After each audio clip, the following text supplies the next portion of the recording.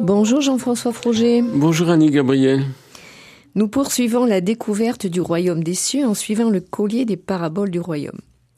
Nous arrivons aujourd'hui, pour ce 7e entretien, à la 10e perle, celle qui va nous parler du levain dans la pâte. Cette 10e perle, qui se trouve dans la 2e partie du collier, fait face à la 6e, qui nous a parlé de la lampe et de la mesure. Allons-nous trouver des correspondances entre les deux ? Comme nous l'avons déjà fait entre la 7 et la 9, c'est-à-dire entre la semence qui croît toute seule et le grain de sénévé. C'est ce que nous allons voir, je pense, au cours de l'émission. Mais tout d'abord, voulez-vous nous présenter les évangiles qui parlent du levain et le texte en style oral, comme d'habitude ? Oui, cette parabole donc se trouve chez Matthieu et chez Luc. Il se trouve que Marc n'a pas cette parabole. Alors je voulais une traduction ordinaire d'abord. Il leur dit cette autre parabole. Le royaume des cieux est semblable à du levain qu'une femme prit et fourra dans 3 mesures de farine. Et finalement tout fermenta. Et tout cela, c'est en parabole que Jésus le disait aux foules. Donc c'est la fin des paraboles dans Matthieu. Et dans Luc, il dit encore, « À quoi pourrais-je comparer le royaume de Dieu ? Il est semblable à du levain qu'une femme prit et fourra dans 3 mesures de farine, et finalement tout fermenta. » Alors là, le contexte est un peu différent parce qu'il passe dans les villes. Donc chaque évangéliste a posé les paraboles qu'il avait apprises de Jésus dans des contextes différents. Ils les ont peut-être aussi entendus plusieurs fois dans des contextes différents, finalement. Ah, certainement. Et c'est là l'objet d'ailleurs du collier, c'est de rassembler tous ces enseignements qui ont été dits dans des circonstances fort différentes, peut-être plusieurs fois, et d'en faire un tout cohérent, comme nous le constatons. Justement, dans votre présentation, vous disiez, est-ce qu'il y a des rapports entre la parabole de la lampe et de la mesure et avec celle-ci ? Bien sûr. Et la première, qui est évidente, il faut le souligner, c'est qu'on entre dans la maison. La lampe sous le boisseau, la mesure, c'était dans la maison. Et là, on est aussi dans la maison parce que la femme fait lever sa pâte et la brasse dans la maison. C'est pas dehors. Alors qu'on était dans les champs jusqu'à présent. Voilà, on était dans les semailles et dans les champs. Donc, il y a aussi quelque chose qu'on voit tout de suite dans cette parabole, c'est l'idée de cacher, d'enfouir. Là. Voilà. Alors, nous sommes encore dans cette problématique de ce qui est caché. Alors, pour ça, il faut bien établir le texte, puisque lorsque on traduit, comme j'ai lu la traduction de Paul Jouon, la femme qui fourre, qui met, enfin, etc., du levain dans 3 mesures de farine, vous n'entendez pas le terme caché. Non. Mais lorsqu'on retraduit à partir du syriaque, alors le jeu de mots est possible parce que le mot qui veut dire enfouir veut dire aussi cacher. Alors, si vous nous le lisiez dans le style oral. Alors, en style oral, ça donne, et une autre comparaison, il dit à eux, « Semblable est le royaume des cieux à du ferment que soulève une femme, elle le cache dans 3 boisseaux de farine jusqu'à ce que tout a fermenté. » Et alors c'est très court, mais il y a aussi dans Luc une forme qui est plus proche encore du style oral que dans Matthieu. C'est de nouveau Jésus dit « À quoi ferais-je ressembler le royaume des cieux ?» Alors on est habitué à ce genre de formule. Il est semblable à du ferment que prend ou que soulève une femme qu'elle cache dans de la farine. Alors, effectivement, quand on enfouit quelque chose, on le cache. Mais nous, on n'a pas immédiatement cette image de mettre du levain dans la farine. Tout le monde comprend ce que ça veut dire. Mais c'est pas immédiat dans notre culture de voir que ça le cache. Et effectivement, il est enfoui. On ne voit rien. Alors, on va se trouver donc dans une problématique aussi de cacher et révéler. Comme la graine qui était cachée dans la terre, qui se révèle dans sa végétation. Là, le levain est enfoui dans la pâte et qui va se révéler alors dans la fermentation complète. La totalité de la farine lève, justement. Oui, parce que la farine est une matière inerte. Tout de même. Alors, c'est complètement inerte. Là, on n'a pas à voir avec la vie tout de suite, Et comme la graine, elle est vivante. Hein. Là, le levain est vivant, hein, puisque c'est une fermentation. Hein. Alors, le problème des fermentations, c'est que ça se répand. Alors, si on laisse trop monter, d'ailleurs, une pâte, elle finit par couler. Il faut arrêter la fermentation. Hein. Et ça rappelle... Oui, la fermentation dans les outres aussi, qu'on avait vu tout à fait au début du collier. Tout à fait au début, qui formulait la problématique générale, hein, qui était le vieux et le neuf, justement. Et il faut des outres nouvelles. Pourquoi ? Parce qu'il faut qu'elles soient très solides, parce que le vin fermente. Et alors, s'il fermente, ça fait éclater les outres. Et alors, on les ferme très soigneusement pour qu'il n'y ait pas d'air, pour arrêter la fermentation, là aussi. Là, on arrête la fermentation pour faire cuire le pain, hein, en le faisant cuire, essentiellement. Hein. Voilà, alors là, nous sommes donc chez la femme, dans la maison, et qui va mettre son levain dans la pâte, et dans 3 mesures de farine. Alors, voilà l'énigme, là, cette fois-ci. Parce que tout le monde comprend l'image, c'est immédiat. Et on voit même pas à quoi peut se rapporter cette parabole. Parce que il met du levain dans la pâte, puis tout lève, puis voilà. Bon. Alors, qu'est-ce que ça nous enseigne sur le royaume des cieux ? Eh bien, il faut aller voir, précisément, son contexte biblique. Là aussi, son contexte dans l'Ancien Testament. Il se trouve que, là, le contexte est dans la Genèse. Alors, si vous voulez, on va regarder le texte qu'on trouve en Genèse 18:1, qui concerne Abraham. Et Abraham. Yod et Vavé se fit voir à lui au chêne de Mamré. Et lui était assis à l'entrée de la tente à la chaleur du jour. Et il leva les yeux et il vit, et voici 3 hommes se tenant près de lui. Et il vit et il courut pour les rencontrer depuis l'entrée de la tente. Et il se prosterna à terre et il dit, « Seigneur, si donc j'ai trouvé grâce à tes yeux, que tu ne passes pas d'auprès ton serviteur, que soit prise un peu d'eau pour vous laver les pieds, et reposez-vous sous l'arbre. » Vous voyez, il y a une allusion immédiate à la parabole précédente. Où on se repose à l'ombre de l'arbre. Où les anges se représentent. Et bien sûr, tout le monde sait que ces 3 hommes vont être... sont représentés, en tout cas, dans la tradition, par 3 anges. Bon. Donc, vous voyez qu'il y a un lien à la fois dans la succession des paraboles et des allusions que ça donne. Et puis, il y a des liens multiples, extraordinairement. Et, je poursuis le texte, « Et je prendrai un morceau de pain pour soutenir votre cœur. Après, vous passerez, puisque vous êtes passés auprès de votre serviteur. » Et ils dirent, « Oui. Tu feras ainsi que tu as parlé. » Et Abraham se hâta vers la tente de Sarah et lui dit, « Hâte-toi, prends 3 CA, 3 mesures, de farine levée, pétrie et fais des galettes, etc. » Et lui, il va prendre à veau tendre pour accueillir, faire un vrai repas pour ses hôtes. Alors, on est déjà sous un arbre, à l'ombre, pour se reposer, et ce sont évidemment 3 hommes ou 3 anges qui vont représenter quelque chose de Dieu, puisque c'est une visite de Dieu, en fait, une visite de Yod et Vavé, d'après le texte. Mais, là aussi, nous allons trouver des consonances avec notre parabole dans le Targum. Alors, c'est un des Targums que je vais lire aussi. La gloire de Yod et Vavé lui apparut dans la plaine de Mamré. Et il était souffrant de la douleur de la circoncision. Ça, c'est pas dans le texte massorétique, mais c'est dans le Targum. Et donc, il y avait une entrée dans le peuple de Dieu, là. Voilà. C'était pas encore la circoncision de la loi de Moïse. C'est avant. C'est l'invention de la circoncision, en quelque sorte. C'est la préparation même du peuple de Dieu. Il était assis à la porte de la tente au fort du jour. Il leva les yeux et vit que 3 anges, sous l'apparence d'hommes, étaient debout devant lui. Donc, vous voyez, le texte massorétique dit 3 hommes. Le Targum dit 3 anges, sous forme d'hommes.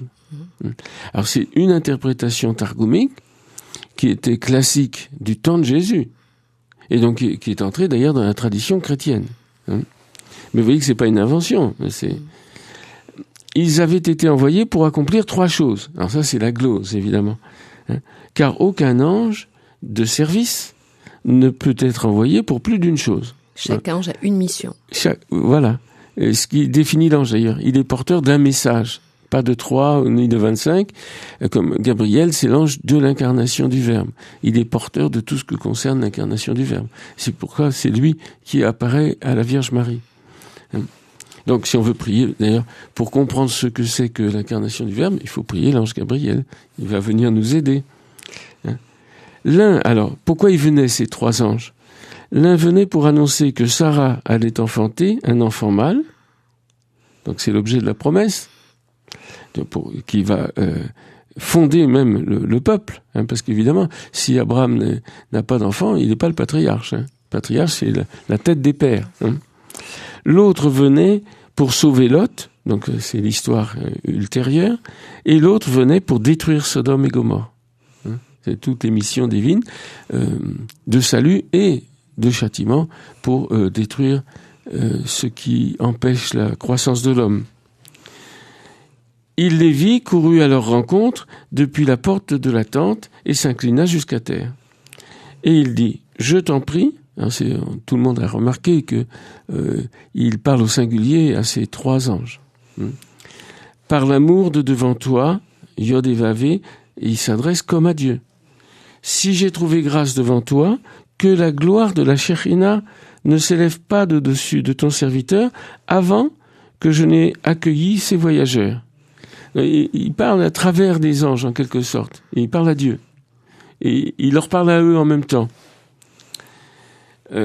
Abraham parla encore et dit à ses hommes, « Que l'on prenne donc un peu d'eau pour vous baigner les pieds, puis vous vous rafraîchirez sous l'arbre. » Toujours cette idée de rafraîchissement. « Je vais prendre un réconfort de pain. Réconfortez vos cœurs et rendez grâce au nom de la parole de Yod et Vavé. » Donc la parole de Dieu, ça existe. C'est une formule aussi qu'on va retrouver dans les évangiles, bien sûr, et dans la tradition chrétienne. Après cela, vous pourrez aller plus loin, car c'est pour cela que vous êtes invités au moment du repas et que vous êtes passés près de votre serviteur pour vous restaurer. Abraham se hâta vers la tente, vers Sarah, et il dit, « Prépare vite 3 mesures de fines fleurs de farine, malaxe et fais des galettes. » C'est Dieu qui dit à travers les anges, « Est-ce que je vais cacher à Abraham ce que je vais faire ?» Abraham, donc, qui est identifié au Père du peuple, va recevoir une révélation. Et Vous voyez que le lien entre les 3 mesures de farine et le thème de la chose cachée est établi dans le Targum. Voilà, on va prendre un petit temps de musique et puis on continuera. Jean-François Frouget, nous continuons cette émission sur la parabole du levain. Nous sommes dans la 2e partie, donc on a situé, on va dire, le contexte dans la Genèse avec Abraham, Sarah et les 3 mesures de farine et les anges. Oui. Alors maintenant, on continue dans l'analogie pour la parabole. Bien sûr. Le problème, c'est de trouver quelle est l'énigme, déjà, et essayer de la résoudre. Donc l'analogie ne porte pas uniquement sur le ferment. La parabole, elle concerne toute la scène, comme à chaque fois. Oui. Donc, le travail de la femme. C'est le travail de la femme, cette fois-ci. Alors c'est très spécifique parce que jusqu'ici, on nous disait que c'est un homme qui va le moissonneur, Il y a quelque chose d'assez spécifique au travail de la femme, qui est de pétrir la pâte, mais évidemment, ça va nous renseigner aussi sur quelque chose de plus spécifique dans le féminin, si vous voulez, qui constitue tout homme, mais qui va être particulièrement incarné par les femmes elles-mêmes, évidemment. Non, parce que vous savez que la nature humaine est différenciée en féminin, masculin, sacerdotal et grand sacerdotal. Donc il y a quelque chose à révéler. Et c'est quelque chose qui se trouve dans la maison. Donc certainement ça concerne l'intériorité humaine. Et c'est pourquoi je parle tout de suite de la nature humaine. C'est quelque chose de ce type qui va être révélé, parce que le royaume des cieux concerne la régulation qu'il faut donner à l'homme. Le royaume des cieux, c'est pour l'homme, et pour que l'homme soit complètement accompli. Donc il y a quelque chose dans la fonction féminine de la nature humaine qui est plus particulièrement propre aux femmes, évidemment, qui va être révélé ici. C'est très important. Alors, on remarque que la parabole est construite strictement comme la précédente, à savoir la graine de moutarde. Oui. Au niveau de la forme, bien sûr, oui. Au niveau des contenus, c'est différent. Donc, mais à chaque fois, on va montrer un temps cyclique où se produit une transformation. Il y a une graine qui devient un arbre. Bon. Et ici, on a de la farine inerte qui va devenir une farine levée. Mais pour ça, il faut avoir du levain. C'est-à-dire avoir pris un peu de farine et l'avoir laissé fermenter. Alors, ça, c'est du bon sens que tout le monde connaît.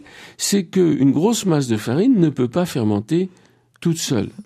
Pourquoi ? Parce que ça va être sa surface qui va recevoir les ferments. C'est un champignon, là, qui est dans l'air, hein, et qui va faire fermenter, ça va faire une croûte. Hein. Alors, une petite masse de farine humide va fermenter tout entière, toute petite. Mais on la mélange à l'ensemble de la farine, et ça, c'est un travail humain. Ça, c'est le travail de l'homme, et là, particulièrement de la femme. Bon. Pour que ça soit dispersé dans toute la masse de la farine. Et ça se fait pas naturellement. Donc ici, on retrouve un travail de l'homme. C'est plus un travail angélique, là. Hein? Qu'est-ce qu'il va falloir disperser complètement? Mais c'est en 2 temps. Hein? Donc c'est quelque chose qui relève de la pédagogie aussi. Bon. Alors, Jésus montre que ce qui est caché est révélé.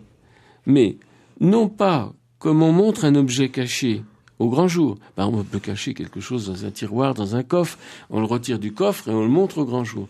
Là, la révélation est d'un autre type. Et c'est sur le processus même de la révélation que porte la parabole. C'est parce que c'est un processus de transformation. Alors, il y a un dynamisme qui est donné là par le levain à l'ensemble de cette farine inerte. Exactement. C'est ce que opère le levain dans toute la masse de la farine, c'est-à-dire c'est une transformation. Hein? Donc, toute la farine, d'une certaine façon, lève, c'est-à-dire devient levain elle-même. Donc, c'est la communication d'une transformation. Mais il y faut un temps de maturation. Alors, la parabole montre que le tri ne se fait pas aisément, comme par exemple, le résultat de la moisson. Là, il y avait quelque chose de révélé. C'était le mélange. Et le travail angélique qui faisait le tri. Ici, l'usage de l'ombre en plein jour, par exemple, de la parabole du Sénévé, c'est l'usage de l'ombre en plein jour et qui sera le travail des anges. Alors ici, nouvelle étape, c'est le ferment qui ne montre pas sa propre transformation, mais la communication de la transformation. Vous voyez ? Et toute la farine dans laquelle il est enfoui caché. Alors, qu'est-ce qui est révélé ? Le travail de transformation. Pourquoi ? Parce que ça gonfle, tout simplement. On voit. Alors ça, c'est très important, puisque la parole de Dieu va agir évidemment comme un levain. Dans quoi ? Dans la parole humaine. Elle agit comme un ferment pour rendre vivante et transformer la parole humaine. Donc, certainement, lorsqu'on aura reçu la parabole, les paraboles, par exemple, qui sont des paroles divines en nous, nous ne pourrons plus parler comme avant. Et est-ce qu'on parlait de la femme, est-ce que ça a quelque chose à voir avec l'éducation, j'oserais dire ? Oui, bien sûr, parce que il s'agit de communiquer un dynamisme de transformation. C'est pas des contenus, là. Hein ? Le levain n'est pas différent de la pâte. C'est la même chose. Sauf qu'il contient un dynamisme. Donc, c'est la transmission d'un dynamisme. Donc, c'est pas simplement la transmission d'un contenu. C'est pas, voyez, on peut dire, Dieu est en 3 personnes. Dire la doctrine, c'est transmettre un contenu. Et il est absolument nécessaire que la foi soit informée. C'est-à-dire qu'il y ait des contenus sur lesquels, d'ailleurs, on puisse réfléchir. Mais il se trouve que ces contenus relèvent d'un dynamisme interne qu'on ne voit pas. C'est-à-dire que les paroles qui portent sur la Sainte Trinité doivent éveiller à l'inhabitation de la Sainte Trinité dans nos cœurs, lorsque c'est possible. Et à ce moment-là, c'est la dynamique divine elle-même, à travers les sacrements, qui va faire lever l'ensemble de la nature humaine et qui va lui permettre de révéler ce qu'elle est. Alors, quel lien avec la parabole qui est en face dans le collier, c'est-à-dire celle de la lampe et de la mesure, là? Est-ce qu'on peut un peu voir le lien qu'il y a à ce niveau-là ou pas? Oui. On peut voir ce lien, justement, dans le lien de la lumière et de la parole qui était dite à l'intérieur et qu'on doit dire à l'extérieur. Oui, parce que là, c'était aussi dans la maison. Parce que ce qui doit être révélé, là, c'est ce qui est dit à l'intérieur doit être dit à l'extérieur, qui est un mode de révélation. Parce que ce qui est dit à l'intérieur est caché, d'une certaine façon. Donc, l'enseignement de Jésus est toujours caché d'abord. Il faut que ça soit caché dans l'intériorité, pour que ça y travaille. Mais ensuite, ça peut être dit à l'extérieur. Non, c'est pas une simple extériorité, la révélation. Et ce qu'on avait vu, c'est justement ce qui avait été dit par Jésus à propos de la lampe, une chose capitale à ses disciples, lorsqu'ils seront transformés, bien sûr. C'est pas les disciples en tant que tels. Vous êtes la lumière du monde. Et on ne peut cacher une ville bâtie sur la montagne. C'est-à-dire, un disciple qui est imprégné de l'enseignement de Jésus devient lui-même un enseignant. Et lumière du monde, ça signifie qu'on est capable d'enseigner. Donc même les grands rabbins... Oui, puisqu'on appelait lumière du monde et les grands rabbins aussi. Voilà. Et il n'y a aucune chose cachée qui ne sera révélée. Et pas de chose secrète qui ne sera connue et qui ne vienne à révélation. Mais il faut bien voir que les choses sont d'abord secrètes. Les choses sont d'abord enfouies. Mais quand tout va bien, parce qu'on a vu qu'il y a des cas où ça va pas, il y a quelque chose de révélé qui s'ensuit. Donc, et ça, c'est un travail constant. C'est pas une fois pour toutes. La révélation n'a pas eu lieu une fois pour toutes. Parce que la révélation, c'est la transformation des disciples. Et c'est pas simplement les contenus. Alors, la même chose, les disciples vont répéter des paroles de Jésus, mais il faut que quelqu'un les accueille et que ça procure cette transformation. Donc, s'il n'y avait pas un peuple qui se transforme, il n'y aurait pas de révélation. La révélation est en voie d'accomplissement parce qu'il y a un peuple chrétien qui est où il y a des disciples de Jésus qui travaillent. Alors, les choses cachées, secrètes, dites dans l'obscurité, sont comme le ferment que la femme enfouit dans 3 mesures de farine. Et par conséquent, dire dans la lumière et proclamer sur les toits, comme dans la parabole de la lampe, consiste à laisser les mesures levées. Et donc il faut du temps, il faut de la patience, mais il faut du savoir-faire là aussi. Il faut une température ad hoc, et il faut y veiller. Ça se fait pas tout seul. La lampe éclaire tous ceux qui sont dans la maison, donc tous ceux qui acceptent d'entrer dans l'intériorité d'eux-mêmes. Et crier sur le toit n'a de sens que pour tous ceux qui peuvent entendre. Comme dit Jésus, que ceux qui peuvent entendre, entendent.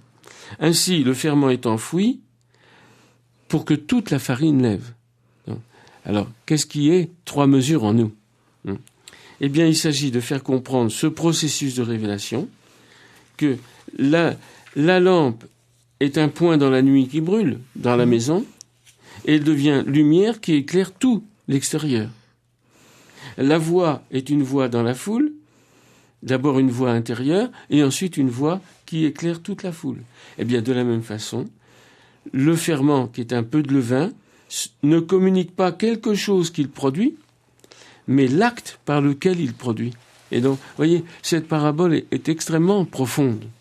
Et le ferment ressemble beaucoup à la semence, parce que l'un et l'autre sont dispersés dans toute la pâte, comme sur toute la terre. Mais la semence reproduit de la semence. Le levain transforme de l'intérieur. Et on va pouvoir faire du pain et garder un petit peu de levain pour refaire lever de la pâte. Et donc, il y a là aussi un cycle. Il faut absolument... Et une sortie de cycle. Mais une sortie de cycle, parce que l'ensemble de la pâte levée, on va la faire cuire pour faire des pains, qui vont être mangés de façon irréversible. Mais il y a toujours une vie qui est inscrite dans un cycle, et des fruits qui sont hors cycle, comme la structure même de la vie de l'homme, qui est 6 jours pour travailler, qui est un cycle, et le Shabbat, qui est une sortie de cycle, qui n'est pas un jour comme les autres. Eh bien, c'est la structure absolument générale de tout l'enseignement biblique. Voilà, si vous voulez bien, on va prendre un petit temps de musique avant la 3e partie. Oui. Nous arrivons dans la 3e partie de cette émission, Jean-François Froger, où nous parlons donc de la parabole du levain dans la pâte. Quand je vous entendais parler du levain caché qui faisait lever, etc., et je pense au désir. Le désir dans l'homme est souvent caché, et qu'est-ce qu'il produit justement, suivant comment il est informé, on va dire. Oui, le désir, c'est ce qu'il y a de plus profond dans l'homme, et de plus caché, et la plupart du temps, le plus inconscient. Donc notre désir se révèle dans les actes que nous posons, dans les paroles que nous disons. Mais c'est une révélation souvent cachée, et cachée à notre propre conscience. Les autres sont souvent plus au fait de ce que nous désirons réellement que nous-mêmes, puisqu'ils nous voient agir de l'extérieur. Nous, on se fait souvent un roman sur notre propre désir. Bon, mais ça, c'est un autre problème. Ce qu'il nous faut voir là, c'est en quoi ça concerne la règle des cieux. Donc, le domaine de la règle des cieux, c'est évidemment l'acte divin. La règle des cieux, c'est ce qui vient de Dieu. C'est la régulation qui vient de Dieu. Eh bien, cette régulation, elle n'est pas dans l'acte de création, parce que ça, c'est fait, ou ça se fait. Mais c'est donné. C'est la donnée pour nous. Donc, Dieu crée, mais il a un autre acte. Il n'y a pas que l'acte de création en Dieu, il y a l'acte de gouvernement, ce qu'on appelle la providence. Il n'est pas quelque chose d'aveugle, c'est un gouvernement, c'est une régulation, justement. Alors, la régulation des cieux qu'il nous faut connaître, c'est une part de l'acte divin.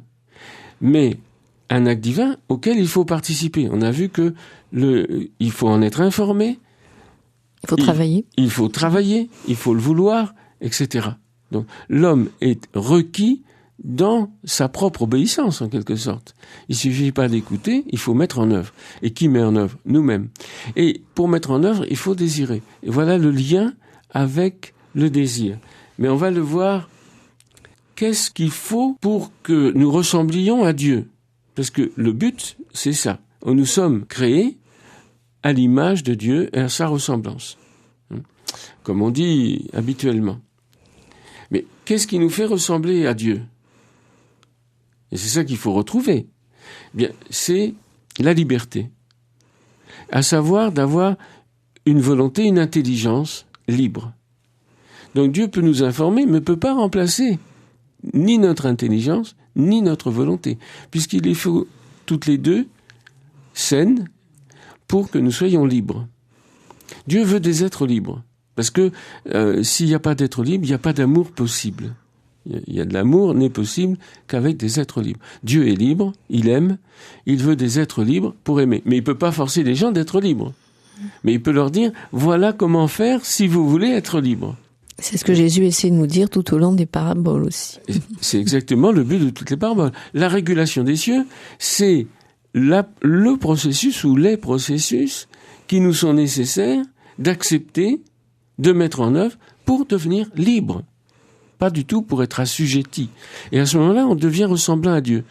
Alors évidemment, on ne fait pas n'importe quoi, puisqu'on est dans la vérité, la lumière, la justice. Enfin, c'est un royaume d'équité tout de même. C'est pas la fantaisie ni l'arbitraire qui va régner. C'est la liberté. C'est tout à fait autre chose. Donc, Dieu révèle sa forme de gouvernement qui conviendrait aux hommes qui voudraient une ressemblance effective.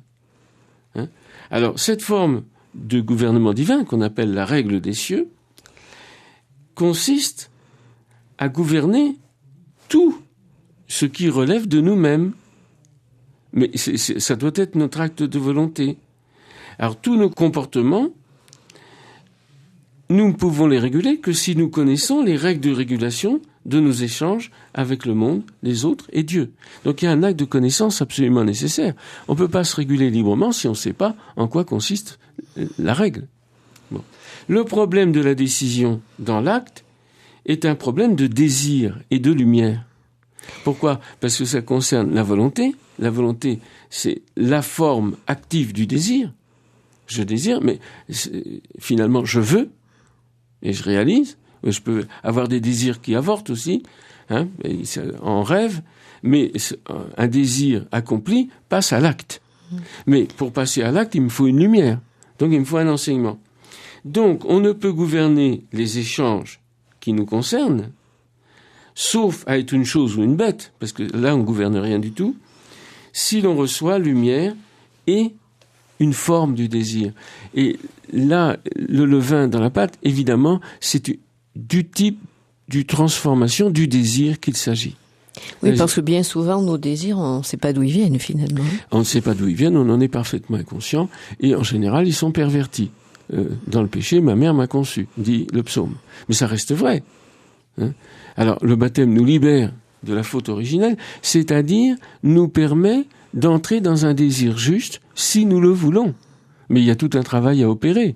Il ne suffit pas de recevoir les sacrements, il faut les mettre en œuvre. Eh bien, nos désirs sont à la racine de tout ce que nous faisons et nous ne connaissons ni ne maîtrisons leur naissance ou leur croissance, habituellement. En fait, le désir s'établit comme un don inhérent à la vie reçue. On naît avec du désir, mais c'est pas nous d'une certaine façon. Autrement dit, il faut s'approprier son propre désir et désirer ce qu'on veut vraiment. Parce qu'en général, on veut ce qu'on désire. Mais non, il faut désirer ce qu'on veut. Mais le péché originel, justement, entache ce désir initial. Alors comment changer le désir ? C'est le problème le plus difficile qui soit. Cette parabole touche au cœur du cœur. Comment agir sur le désir ? Eh bien, il se trouve que le désir est réglé habituellement par une triangulation. Nous désirons ce que nous voyons désirer. C'est par le mimétisme et l'envie. Donc, en général, tout ce que nous désirons vient du regard d'autrui. Et là, avec la parabole du levain, on nous demande de désirer ce que nous avons en profondeur, finalement. Ce que nous pouvons recevoir du Christ. Il faut qu'il nous mette un levain dans la pâte. Non. Alors, d'où allons-nous recevoir le levain ? C'est-à-dire une forme du désir différente. Parce que tout levain n'est pas bon. Et oui, d'ailleurs, saint Paul le dit largement. Et Jésus, d'abord. Et Jésus, oui. Attention, gardez-vous du levain des pharisiens et des sadducéens, dans Matthieu 16. Ah oui, parce que leur enseignement, à travers l'enseignement, il y a quelque chose qui va aller toucher jusqu'au désir. Alors, est-ce qu'on va vous faire désirer, par mimétisme, quelque chose de faux ? Alors, les pharisiens, bon, là, ils sont la figure de ceux qui désirent mondainement. Alors, ils veulent être religieux, mais pour leurs beaux yeux, avec des grandes franges, se placer sur la place publique, recevoir les honneurs et l'estime de chacun et tout. Bien sûr que c'est une fausse voie. Et puis faire la charité, que ça soit bien connu, que tous les journaux parlent du don de monsieur un tel ou de madame un tel. Non, Jésus dit... quand tu fais l'aumône, que ta main gauche ignore ce que fait ta main droite. Donc il faut court-circuiter la mémoire en soi-même déjà. Ne pas se souvenir de ses dons pour ne pas rendre les autres débiteurs, par exemple. Parce que sinon, c'est un marché de dupes. Oui, il n'y a plus de dons s'il y a des débiteurs. Alors, méfiez-vous du levain des pharisiens, parce que par exemple, quand on fait un don pour en recevoir la gloire ou la reconnaissance des autres, eh bien, on a reçu son salaire. Oui, il n'y a pas de don, finalement. Il n'y a pas de don. On n'est pas entré dans l'amour. Donc, qu'est-ce qu'on a désiré ? Eh bien, l'estime d'autrui. On n'a pas désiré l'amour. Or, évidemment, tout l'Évangile, toute l'Écriture sainte, d'ailleurs, nous mène à désirer l'amour. Et que nous voulions l'amour. Ça se veut. On n'aime pas spontanément, ça n'est pas vrai. Et on n'aime pas n'importe quoi. Ça n'est pas d'un désir inconscient. Ce qui arrive souvent, pour tout dire. Mais la révélation est là pour que nous aimions vraiment. Donc, pour nous faire sortir de quelques illusions au passage. Alors, il faut se méfier du levain des pains des pharisiens et des sadducéens. Parce que qu'est-ce que c'est que c'est contenu dans leur enseignement. Donc, c'est bien ça qui est caché. C'est qu'au cœur de l'enseignement, au cœur des contenus, il y a aussi quelque chose qui va transformer le désir. Donc, il y a bien un problème d'enseignement. Oui. Et là, il faut faire très attention à ce qu'on écoute. et à la façon dont on l'écoute. Parce que ça va induire une forme du désir en nous. Par mimétisme, alors est-ce qu'on a compris ce qu'on entend? C'est un gros problème. Et est-ce ce qu'on entend est juste? Et là, il faut mettre une garde à notre porte. Et donc, nous avons besoin de connaître les critères.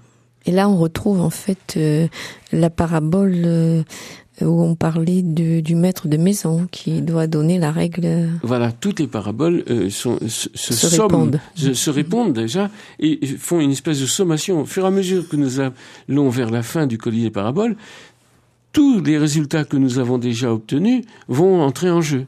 C'est pas les choses qui se juxtaposent, c'est des choses qui s'engrènent les unes dans les autres. Alors, gardez-vous du levain, c'est-à-dire de l'hypocrisie des pharisiens, parce que ce qu'ils désirent est faux. C'est l'objet du désir qui est faux. C'est pas leurs paroles, c'est pas ce qu'ils disent. Ils disent de très bonnes choses, mais l'objet du désir en eux est faussé. Alors ça, c'est très important, parce qu'il se pourrait qu'on dise l'Évangile avec un désir faussé. Alors, l'usage de la même image vient chez Paul. Alors c'est intéressant d'aller voir ce que Paul en dit. Par exemple, dans la première épître aux Corinthiens, chapitre 5, verset 1. Eh bien, il fait des reproches à ces chers Corinthiens qui se laissent un peu aller. Ils ne sont pas encore tout à fait christianisés. Il y a beaucoup de populations qui sont déjà un peu chrétiennes, mais pas vraiment. Alors, qu'est-ce qu'il dit? On entend parler chez vous que de fornication. Bon, alors il y a de l'adultère, il y a etc., etc. Ça n'a pas beaucoup changé. Au nom du Seigneur Jésus, vous et mon esprit s'étant rassemblés dans la puissance de notre Seigneur Jésus, qu'un tel homme, il s'agissait d'un homme qui avait couché avec la femme de son père, soit livré à Satan. La punition est dure, pour la perte de sa chair, afin que l'esprit soit sauvé au jour du Seigneur. Donc, il y a... je ne peux pas expliquer ça maintenant, mais ne savez-vous pas qu'un peu de levain fait lever toute la pâte? Et voilà, on y est dans le levain. Donc, vous voyez, l'image est répandue. C'est pas saint Paul qui l'invente, c'est même pas Jésus, c'est le bon sens, mais Jésus l'a employé pour une parabole géniale. Donc, purifiez-vous du vieux levain. Donc, il y a un acte volontaire de dire, mais mon désir, c'était ceci, cela, je sais pas, utiliser mon dimanche à des loisirs stupides. Eh bien, ça procède d'un désir faussé. Parce que qu'est-ce que le désir juste peut me faire désirer le dimanche? Premièrement, de me reposer, comme chacun sait, on a besoin de repos, mais d'être aux affaires de Dieu, puisque c'est ma vie. Si je fais toute autre chose que le culte religieux, que l'étude, que la méditation, la prière, le dimanche, simplement je batifole avec les enfants, ne serait-ce que ça, c'est pas suffisant, parce que ça veut dire je ne désire pas vivre en Dieu. Et donc je ne peux pas recevoir sa grâce. Alors, purifiez-vous du vieux levain pour être une pâte neuve, puisque vous êtes azim. Voilà, on va s'arrêter là si vous voulez bien. Merci Jean-François Frouget et à une prochaine rencontre autour du collier des paraboles. Merci Annie Gabriel.